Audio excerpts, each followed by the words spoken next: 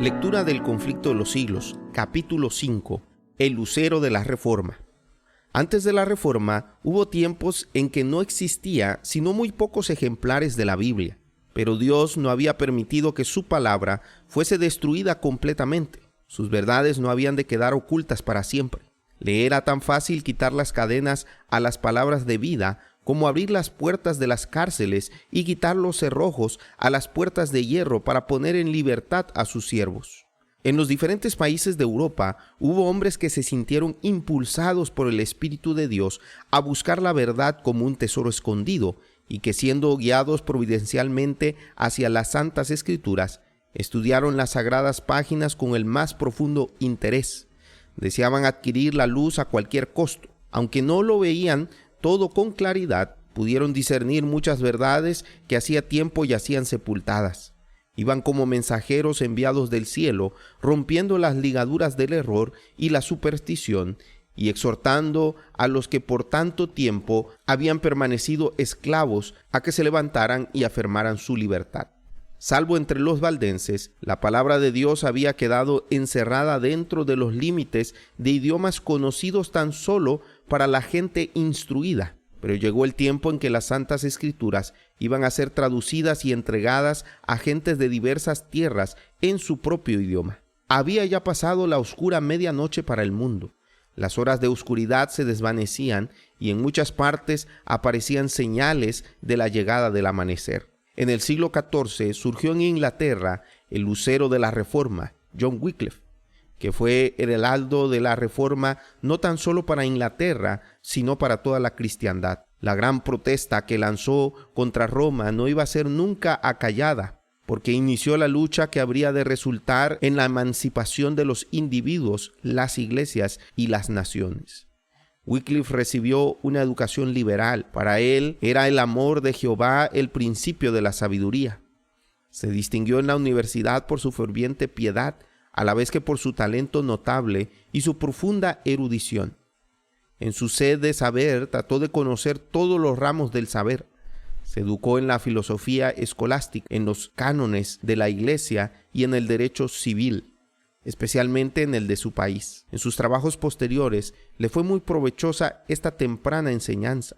Debido a su profundo conocimiento de la filosofía especulativa de su tiempo, pudo exponer sus errores y el estudio de las leyes civiles y eclesiásticas le preparó para tomar parte en la gran lucha por la libertad civil y religiosa. A la vez que podía manejar las armas que encontraba en la palabra de Dios, había adquirido la disciplina intelectual de las escuelas y comprendía la táctica de los hombres de escuela. El poder de su genio y sus conocimientos extensos y profundos le granjearon el respeto de amigos y enemigos.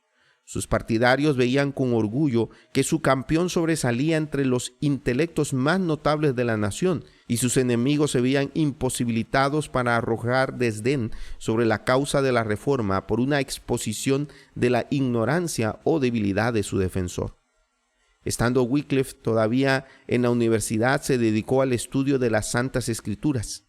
En aquellos remotos tiempos, cuando la Biblia existía solo en los idiomas primitivos, los eruditos eran los únicos que podían allegarse a la fuente de la verdad, pues a las clases inculcas les estaba vedada. Este estudio preparó el camino para el trabajo futuro de Wycliffe como reformador. Algunos hombres ilustrados habían estudiado la palabra de Dios y en ella habían encontrado revelada la gran verdad de la gracia concedida gratuitamente por Dios, y por sus enseñanzas habían difundido esta verdad e inducido a otros a aceptar los oráculos divinos. Cuando la atención de Wycliffe fue dirigida a las Santas Escrituras, se consagró a escudriñarlas con el mismo empeño que había desplegado para adueñarse por completo de la instrucción que impartía en los colegios. Hasta entonces había experimentado una necesidad que ni sus estudios académicos ni las enseñanzas de la Iglesia habían podido satisfacer. Encontró en la palabra de Dios lo que antes había buscado en vano. En ella halló revelado el plan de salvación y vio a Cristo presentado como el único abogado para el hombre. Se entregó al servicio de Cristo y resolvió proclamar las verdades que había descubierto. Como los reformadores que se levantaron tras de él, Wycliffe en el comienzo de su obra no pudo prever hasta dónde lo conduciría. No se levantó deliberadamente en oposición contra Roma, pero su devoción a la verdad no podía menos que ponerlo en conflicto con la mentira. Conforme iba discerniendo con mayor claridad los errores del papado, presentaba con creciente ardor las enseñanzas de la Biblia. Veía que Roma había abandonado la palabra de Dios, cambiándolo por las tradiciones humanas. Acusaba desembosadamente al clero de haber desterrado las santas escrituras y exigía que la Biblia fuese restituida al pueblo y que se estableciera de nuevo su autoridad dentro de la iglesia. Era maestro entendido y abnegado y predicador elocuente, cuya vida cotidiana era una demostración de las verdades que predicaba.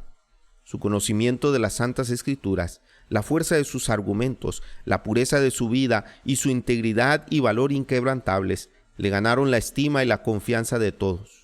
Muchos de entre el pueblo estaban descontentos con su antiguo credo al ver las iniquidades que prevalecían en la iglesia de Roma, y con inmenso regocijo recibieron las verdades expuestas por Wycliffe. Pero los dirigentes papales se llenaron de ira al observar que el reformador estaba adquiriendo una influencia superior a la de ellos.